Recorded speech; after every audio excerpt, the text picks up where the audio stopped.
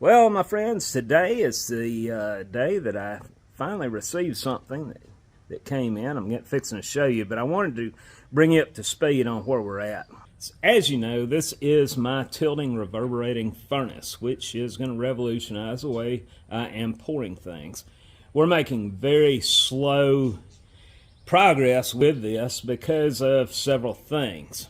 One happens to be installing an elevated fuel tank to help give me that proper pressure down below. The product that I received today in the mail is going to be more with assisting with the weight that we're going to be able to put in this furnace, not to mention measuring the weight of the furnace.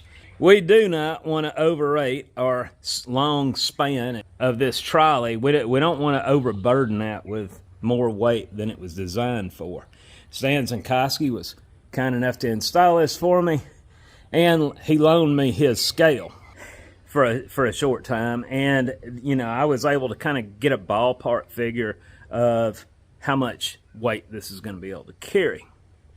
Vevor had been sending me multiple emails over time. They did have something I was interested in.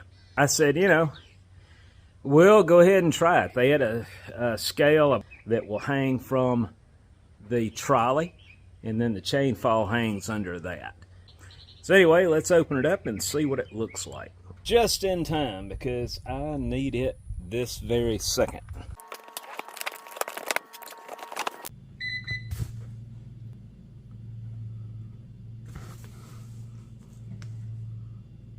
Oh yeah, let me read the instructions.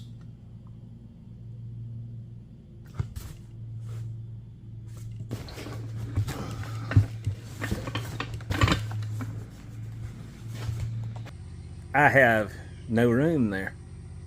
This thing's way too long. So what I'm going to do is take this hook completely out and put that hook in the eyelet up there. I have no choice if I want to use this, because it'll pick it up, but it'll only pick it up about 2 inches. And I need more than that. And the hook itself takes up a good 8 inches. 8 to 10 inches, so that would give me that extra 8 to 10 inches of lift. So I'm gonna, yep, that's what I'm gonna do. Well, it's kind of hard to show this, that clearance right there. Can you see that? Oh guys, from here to way up in there is not as deep as from here to there. It didn't like much, and I really don't want to go grinding on my hook, but I'm going to have to either do that, or I'm going to have to do away with this sleeve here, and I would rather grind that, so that's what I'm going to do. So that flashing, if I go ahead and blend that in right here, and take off just a smidgen right here. I mean, right here. I think that'll work.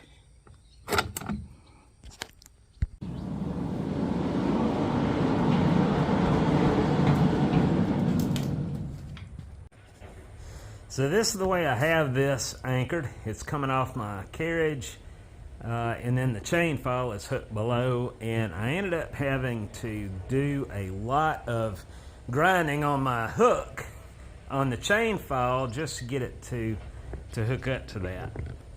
Now it came with a very nice big hook that probably dropped another 6-8 inches, and as you can see right here, I have very little leg room to play with there. Now, I have a bucket of coal dust. I'm going to weigh it just by itself. It's got probably about 10 pounds. And from there, I'm going to take it off the furnace, and we're going to go ahead and weigh the furnace. And then I'm going to put that 10, whatever it came out to be before, I'm going to put it back on there. I just want to see if the numbers are consistent with a large load minus no load. As I was reading the manual specifies that you don't want to load on the scale for long periods of time. Well, I contacted them about that because the chain fall is always going to be hanging from it, and it weighs close to 100 pounds.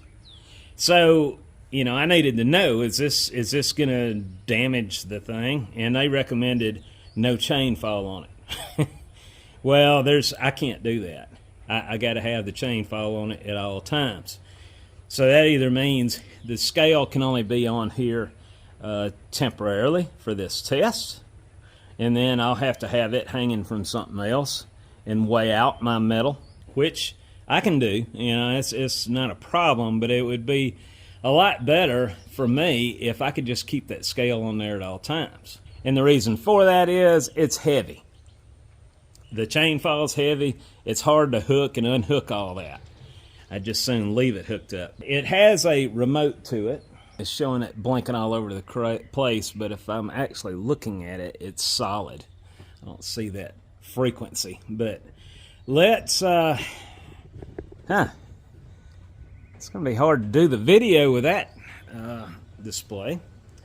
A quick little note about the blinking on the scale. It was solid. It was not blinking all over the place. That was strictly showing up on the video, and I figured out a way to get around that later. If you'll be patient, you'll see that we do have solid numbers on the display itself. And anyway, I'm going to go ahead and I'm going to weigh the coal dust.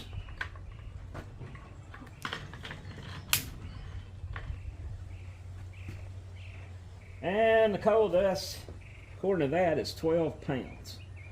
Let me write that down, because I'll forget.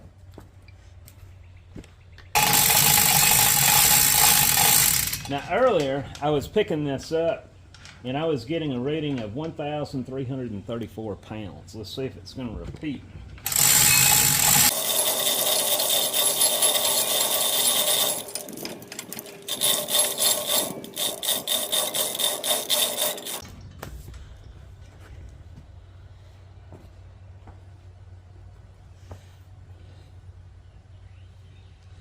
Let me back off on it.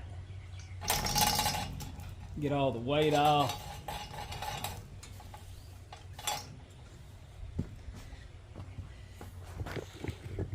Right now it says that I'm at a negative 4 pounds, so I'm going to hit my 0.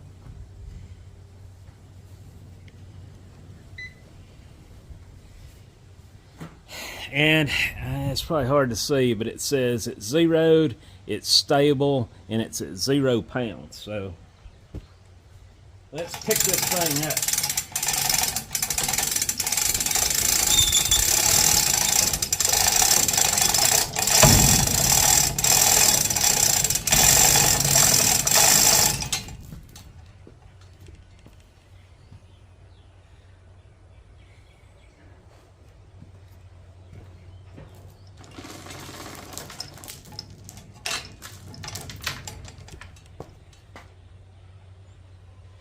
Alright, so I see what I did. I was trying to figure out why I was getting a 6 pound difference from earlier, but it was because I had 4 pounds of my chain laying on top of this instead of on the ground. So now it's down to 1334, which is pretty consistent. So let's zero that out right there. Have to tear it out. And let's set our 12 pounds of coal dust on there and see if it goes to 12 pounds. And it does. It did. It went from 12 to 14. But honestly, I mean, that's pretty good. Yeah, I'm not going to worry about that. Let me take that off and I'll re-tear it. Make sure that it's stable, and it is. I'll hit tear.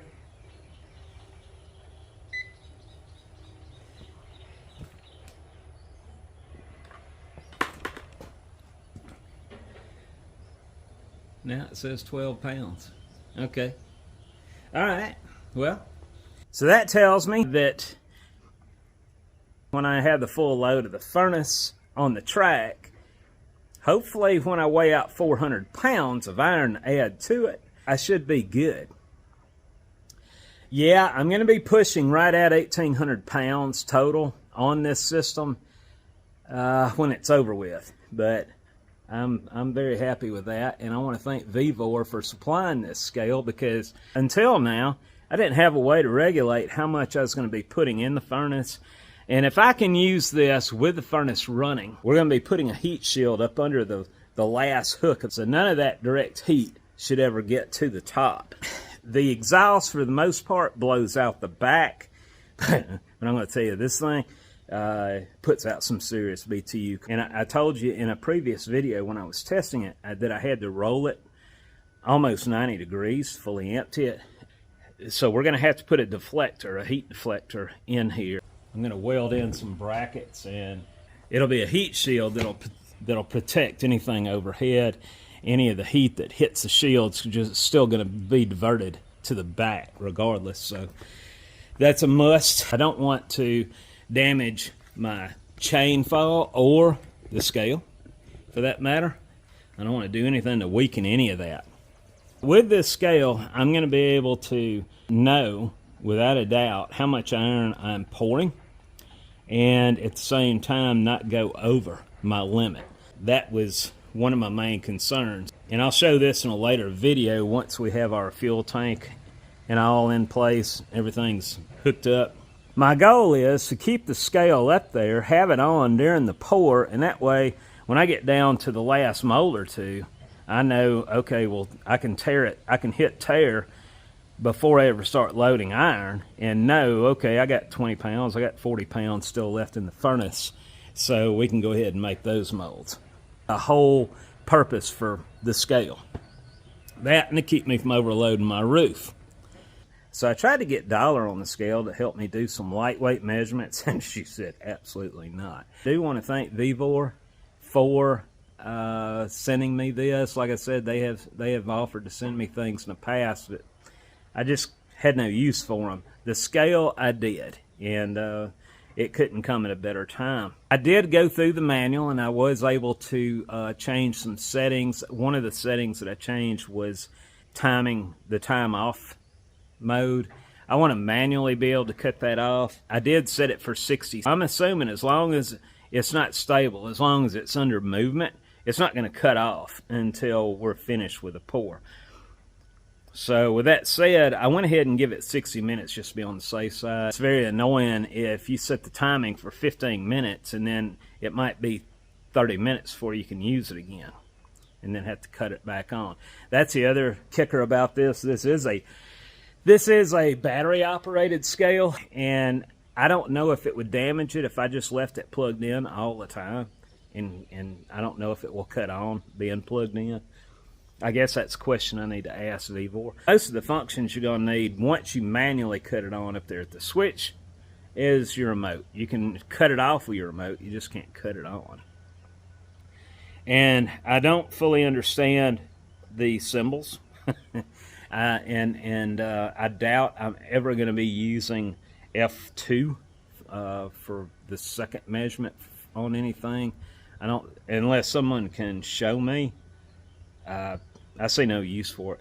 What it's doing right now is what I need it to do. As long as it'll handle the heat, which I'm going to try to keep as much heat off of it as possible. And I'm going to do one more thing, just to give me another 3 or 4 inches of travel. That top, the shackle up there, hey buddy, that's taking up a lot of room. So I need to minimize that distance. I'm going to make a shorter shackle to go in that, and that'll help bring the height up too. I will say this thing is long, and if you have low head area like I do in here, it will minimize the height below it significantly. So any length you can take out to shorten that distance makes a difference for me. These are heavy duty links. It's a heavy duty shackle, as you can see, and then the hook itself is, overall it's 10 inches long just on the hook. So I took quite a bit of length out already, and like I said, the shackle the shackle needs some attention. But I noticed since I switched over to my zoom, and I can see my digits perfectly. I don't know why, but let's go ahead and lower it back down. Get all the weight off of it.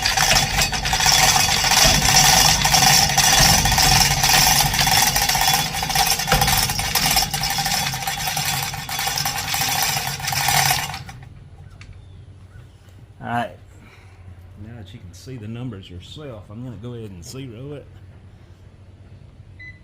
Oops, hit the wrong button. Hit tear. And we should come out to be 1,334 pounds.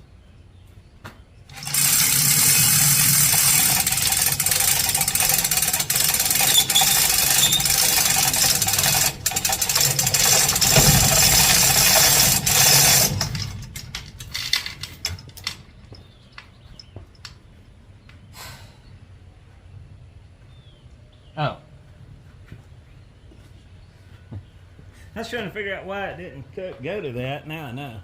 I had this big old hook on it. And I had something else. Let's see. I know what it is. We're going to call it 1340 with all the chains laying on top of it, because they are going to be suspended from the side. They won't be touching the ground. So we're going to just call it 1340. And again, we're going to zero it and hit tear. And we're going to throw the coal dust on there. Now that you can see this,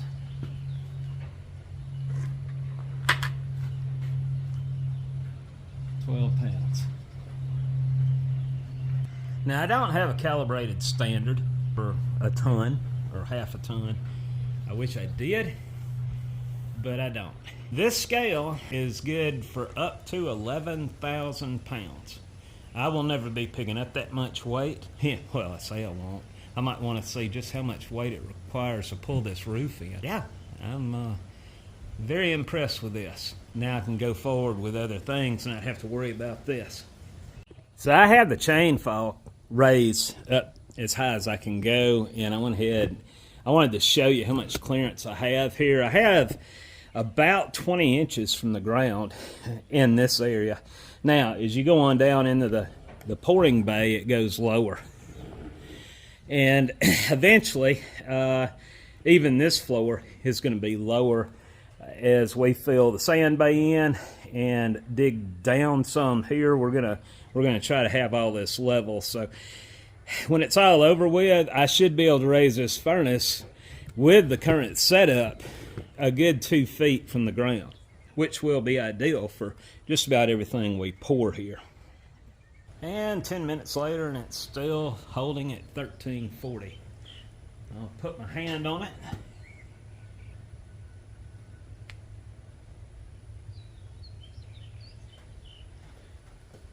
And it's going right back.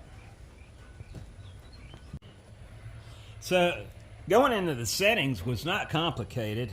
I have to hit the triangle button and that, and then hit 0, and it automatically, maybe I have to do this each time.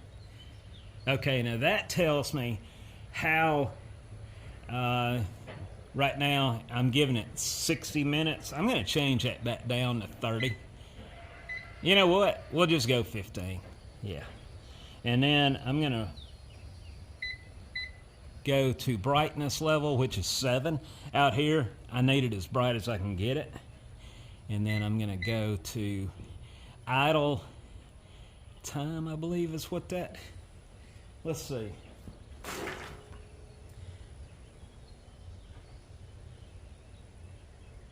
Which I don't understand, idle mode timing compared to auto timeout. But I'm going to skip that. And then that's it. There's only a few settings you have to worry about there, other than changing it to pounds and kilograms, which Keith Rucker and I were playing with it earlier, and it was Somehow or another, I got it on kilograms, and Keith had to figure it out without, because I had the manual in the house, of course. But I'm sure that it's probably, well, I'm not going to mess with it. Yeah, I'm going to leave it alone. So anyway, I'm going to cut it off now, manually.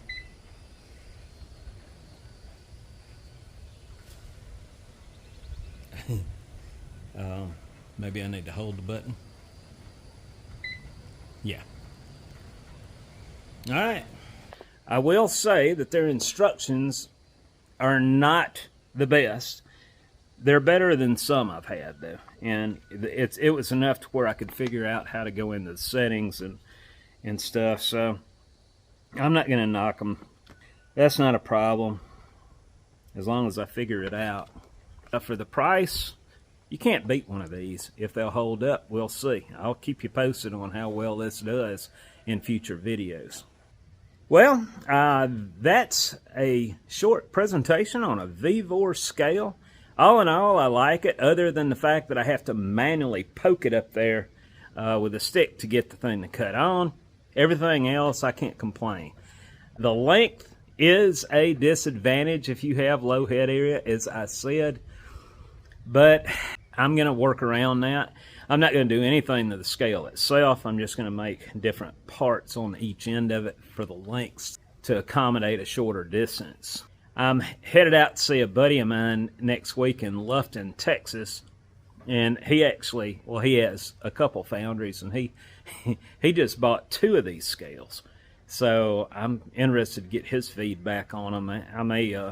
I may follow up on that when I get down there. You know, I'm not big on advertising things that are not made here in the USA, but I will say for the price, you can't beat this scale. Like I said, I don't have a standard over here to compare to, but I feel like it's pretty accurate. Now, Stan and I did a measurement just on the top half of the furnace earlier without the pan, without the sand pan, and if I could remember what that weighed, I'd go ahead and weigh that again now. So anyway, if you're interested in getting one of these Vevor scales, check out the link below. All right, well, have a good day, and we'll see you later.